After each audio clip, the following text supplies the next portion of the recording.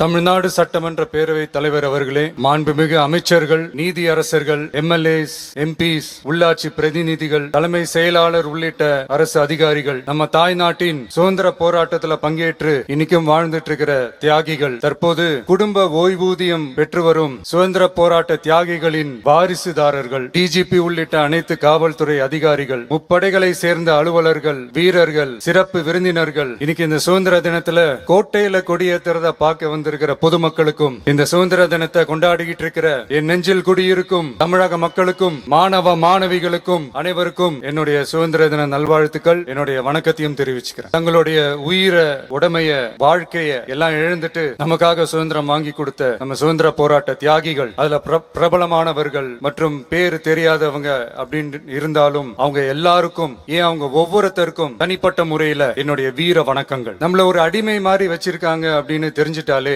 மக்கள் மத்தியில் ஆட்டோமேட்டிக்கா ஒரு ஒற்றுமை ஒண்ணு வர ஆரம்பிக்கும். எல்லாரும் ஒரே மாதிரி யோசிச்சு ஒண்ணு சேர ஆரம்பிப்பாங்க. அப்படி ஒண்ணு சேர்ற இடத்துலதான் சாதி உடையும், மதம் உடையும், மொழி, இனம் இந்த மாதிரி எல்லாமே உடைஞ்சு நொறுங்கும். அப்படி உடைஞ்சு நொறுங்குற இடத்துலதான் கிடைக்கிறது தான் உண்மையான சுதந்திரம். அதுதான் நம்ம மகாத்மா காந்திஜி அவர்கள் அவங்களுடைய தலைமையில 1947ல இதே இந்த ஆகஸ்ட் 15ஆம் தேதி நமக்கு அந்த சுதந்திரம் கிடைச்சது. இன்னைக்கு நம்ம எல்லாரும் அந்த சுதந்திரத்தை கெட்டியா புடிச்சுக்கிட்டு படிப்படியா டெவலப் ஆகி வந்துகிட்டே இருக்கிறோம். அந்த டெவலப்மெண்ட்ஸ் அடுத்தடுத்த கட்டத்துக்கு கொண்டு போக வேண்டியது நம்ம எல்லாருடைய ஒரு கடமையும் கூட. இந்த நேரத்துல நம்ம தமிழ்நாட்டை லஞ்சத்திலிருந்து, ஊழல்ல இருந்து காப்பாத்துறதும் ஒரு மிகப்பெரிய ஒரு விடுதலைக்கு சமமான ஒரு விஷயம் தான். அதை நோக்கி தான் நம்ம அரசும் செயல்பட்டுக்கிட்டு வந்துகிட்டு இருக்கு.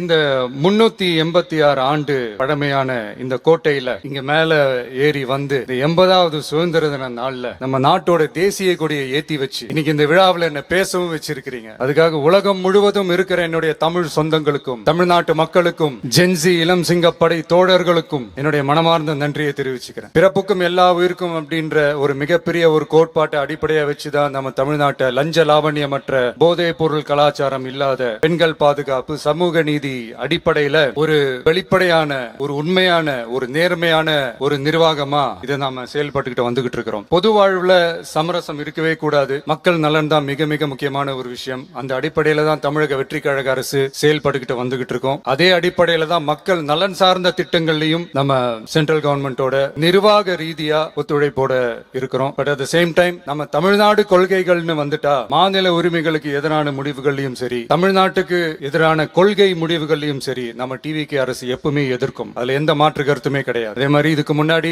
நிறைய திட்டங்கள்லாம் கொண்டு வந்திருக்காங்க. அதுல எதெல்லாம் மக்களுக்கு யூஸ்ஃபுல்லா இருக்கிற மாதிரி திட்டங்கள் இருக்கோ அதெல்லாம் கண்டினியூ பண்ணிக்கிட்டு தான் இருக்கிறோம். ஃபார் எக்ஸாம்பிள் ஜெயலலிதா மேடம் கொண்டு வந்த அம்மா உணவகம் திட்டம், அது இன்னும் மெருகேத்தி கண்டினியூ பண்ணிக்கிட்டு தான் இருக்கிறோம். அது மாதிரி காலை உணவு திட்டம், அதையும் இன்னும் விரிவுபடுத்தி 6th ஸ்டாண்டர்ட்ல இருந்து 8th ஸ்டாண்டர்ட் வரைக்கும் அதையும் விரிவுபடுத்தி வர செப்டம்பர் 17ஆம் தேதி பெரியார் அவர்களுடைய பிறந்த நாள் அன்னைக்கு அதை தொடங்க இருக்கிறோம். சோ நம்மளுடைய அரசு, உங்களுடைய அரசு இந்த 3 மாசம் ஆகுது. இந்த 3 மாசத்துல விவசாயிகளின் பயிர்க்கடன் ரூபாய் 5932.23 கோடி தள்ளுபடி செய்யப்பட்டுள்ளது. குறுவை சாகுபடி தொகுப்பு திட்டத்திற்கு ரூபாய் 134.83 கோடி வழங்கப்பட்டுள்ளது. ஒன்றிய அரசு நிதியுடன் ரூபாய் 12,642 கோடியில் 125 நாள் வேலைவாய்ப்பு திட்டம் மற்றும் ஜல் ஜீவன் குடிநீர் திட்டம் ரூபாய் 18,123.05 கோடியில் செயல்பாட்டிற்கு கொண்டு வரப்பட்டுள்ளது. சுகாதாரத்துறையில் சேவைக்கு நலம்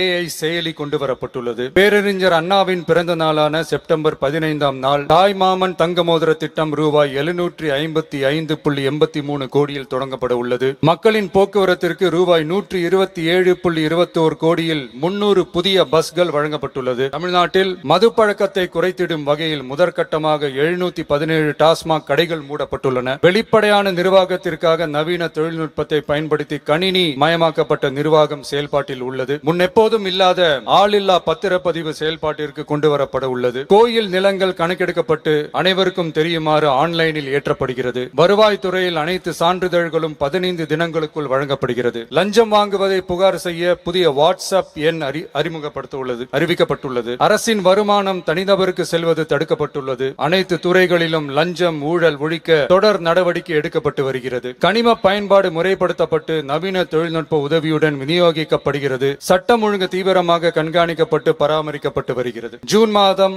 29, 30 தேதியில் நடந்த மாவட்ட ஆட்சியர் மற்றும் காவல் கண்காணிப்பாளர் மாநாட்டில் சட்டம் ஒழுங்கு பிரச்சனையில கடுமையான நடவடிக்கை எடுக்க உத்தரவு போட்டிருக்கிறோம். அரசு சொல்லி இருக்கிறோம். மக்களை அலைய விடக்கூடாது. கோரிக்கைகளை நல்லபடியா ஆராய்ஞ்சி சரியான வழியில தீர்வு தர சொல்லி இருக்கிறோம். சுதந்திர போராட்ட தியாகிகள் தங்கள் உயிரை தியாகம் செஞ்சு கிடைச்ச சுதந்திரம் மிக சிலருக்கான சுதந்திரமா மட்டும் இல்லாம ஒவ்வொரு இந்திய குடிமகனுக்கும் சுய மரியாதை, சம உரிமை, சம வாய்ப்பு மற்றும் கண்ணியமான வாழ்க்கையை வழங்கும் உண்மையான மக்கள் சுதந்திரமா இருக்கணும்ங்கிறதே எல்லாரோட மிகப்பெரிய எதிர்பார்ப்பா இருக்கு. அதை நிறைவேற்ற பொறுப்பும் நம்மளோடது தான். தமிழ்நாட்டு மக்களோட இணைஞ்சு தமிழகத்தை இந்தியாவின் முன்மாதிரி மாநிலமாகவும் உலக அளவில் வளர்ந்த நாடுகளுக்கு இணையா தமிழ்நாட்டு பொருளாதாரத்தை 2036 ஆண்டுக்குள் $1.5 trillion உயர்த்திட நாம உறுதியேற்போம். மக்களே, எல்லாரும் ஓட்டு போட்டுட்டோம். உங்க அண்ணனை, உங்க தம்பிய, உங்க பிள்ளைய எல்லாரும் ஜெயிக்க வச்சு முதலமைச்சரா ஆக்கிட்டோம். அதனால நம்ம கடமையெல்லாம் முடிஞ்சிருச்சுன்னு சொல்லி யாரும் ஒதுங்கி போயிடாதீங்க. இனிமேதான் நீங்க நம்மளோடவே கூடவே இருக்கணும். உறுதியா நம்ம அரசோடவே கூட இருக்கணும். அப்பதான் உங்களுக்காக இருக்கிற எல்லா நல்ல திட்டங்களையும் என்னால செயல்படுத்த முடியும். 8 கோடி பேரோட அந்த பிரதிநிதி தான் முதலமைச்சர் பதவின்னு சொல்லுவாங்க. அதனாலதான் சொல்றேன், மக்கள் தான் ஆட்சியாளர்கள்.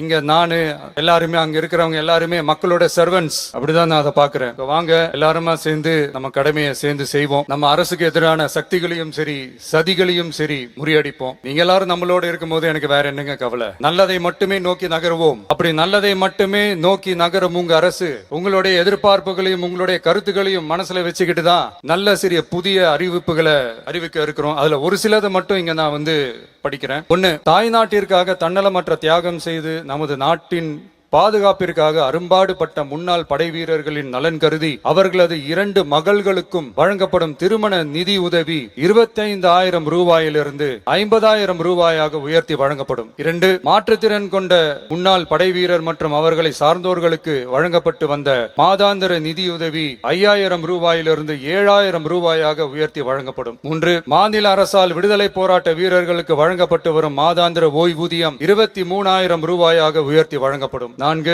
மாநில அரசால் விடுதலை போராட்ட தியாகிகளின் குடும்பங்களுக்கு வழங்கப்பட்டு வரும் மாதாந்திர குடும்ப ஓய்வூதியம் 12,500 ரூபாயாக உயர்த்தி வழங்கப்படும். 5, வீரபாண்டிய கட்டபொம்மன், முத்துராமலிங்க, விஜய ரகுநாத சேதுபதி, மருது சகோதரர்கள் மற்றும் வ.உ. சிதம்பரனார் ஆகியோரின் வழித்தோன்றல்களுக்கு வழங்கப்பட்டு வரும் மாதாந்திர சிறப்பு ஓய்வூதியம் 11,500 ரூபாயாக உயர்த்தி வழங்கப்படும். இவற்றிற்கான அரசாணைகள் அரசால் வெளியிடப்பட்டுள்ளது. I once again extend my respectful greetings and salute the people of Tamil Nadu who has broken the caste and religious considerations, rejecting money and muscle power, and gave us an overwhelming support to establish people-centric and social justice government. We are on a mission mode to achieve corruption-free government.